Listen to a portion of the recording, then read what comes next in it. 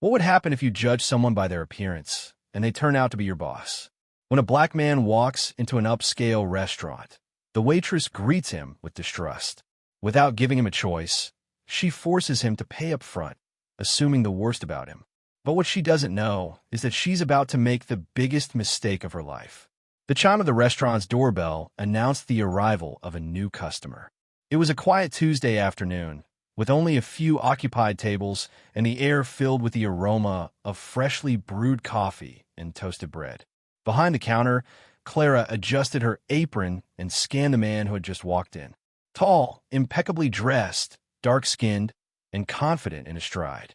He paused for a second at the entrance, as if familiar with the place, then calmly walked over to a table by the window. Clara then narrowed her eyes. She hadn't seen him before. I hope he's not trouble, she thought, grabbing her notepad and approaching with a stiff smile. Good afternoon. What will you be having? She asked, without the usual warmth she gave other customers. The man looked up, unhurried. A black coffee and the house burger. Clara jotted it down quickly, but didn't move. Clearing her throat, she forced a tight smile and said, I'll need you to pay up front, sir. Restaurant policy. The man raised an eyebrow.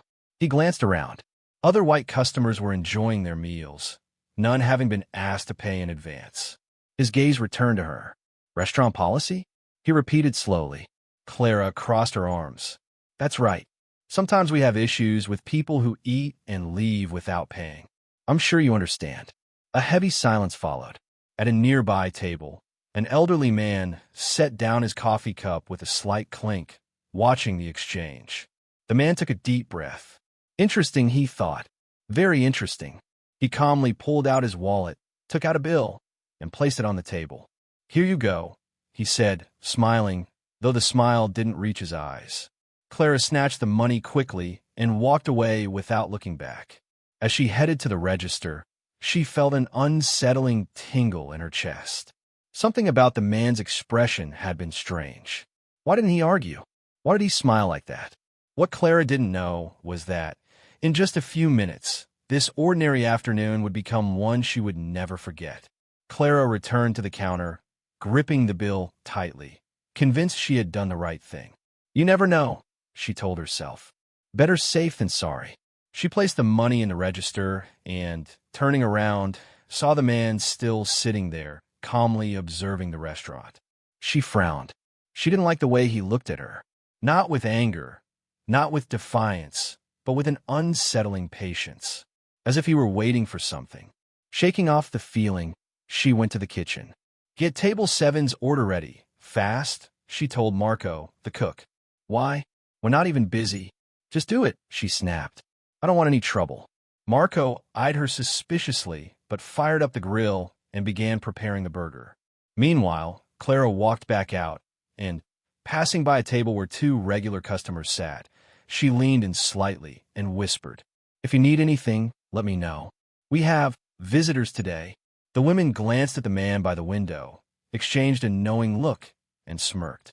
Clara felt a wave of satisfaction.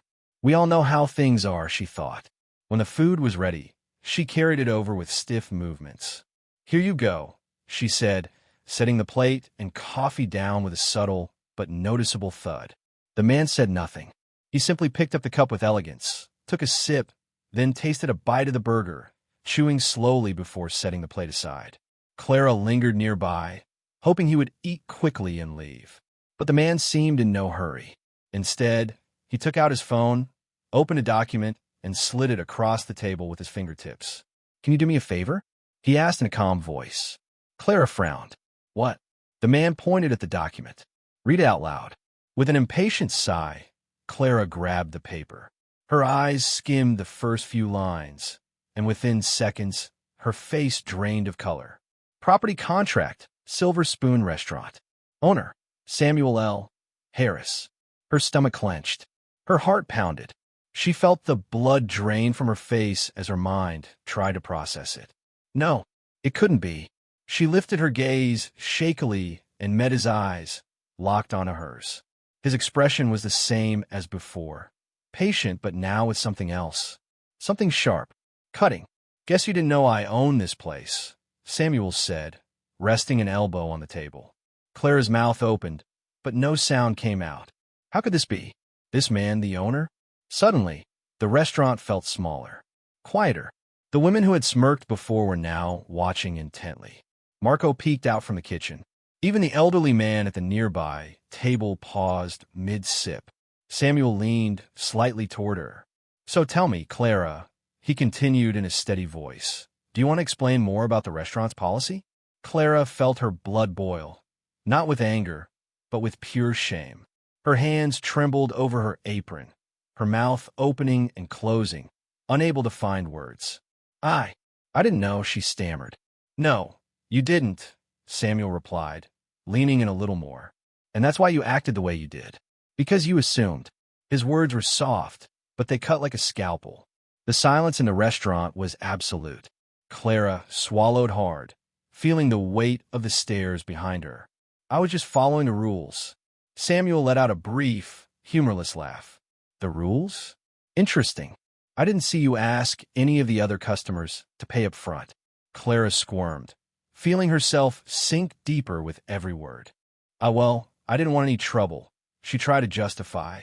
Samuel leaned back in his chair and nodded slowly, as if considering something. You're right about one thing, Clara, he finally said. Today is a good day to change the rules. He stood up with the same calmness he had entered with. Adjusting his jacket, he turned to Marco. How long have you been working here? 7 years, sir, Marco answered, still stunned. And have you ever treated a customer differently because of their skin color? Never. Samuel gave a slight smile. I thought so. You have good ethics, Marco. He turned to address the entire restaurant. I don't tolerate discrimination in my business. I want this to be a place where everyone feels welcome. His gaze returned to Clara, who already knew what was coming. But I can't have someone here who decides who deserves respect and who doesn't. You're fired, Clara. The words hit her like a bucket of ice water. Please, Mr. Harris. I didn't mean. Samuel shook his head. Your actions spoke for you. And in my business, actions matter more than excuses. Clara felt the weight of her mistake crushing her. She wanted to argue, but the looks around her made it impossible. There was no turning back. She had made her choice with complete confidence, and now she had to face the consequences. Slowly, she removed her apron and placed it on the counter. Her job, her stability, all gone in an instant of prejudice. With nothing left to say, she turned and walked out under the silent gazes of everyone inside. Samuel watched her disappear through the door, then took a deep breath. It had been an interesting day. He returned to his seat, took the last sip of his coffee, and signaled to Marco. Bring me another burger. This time, I like to enjoy it in peace. Marco nodded with a smile. It'll be my pleasure, boss.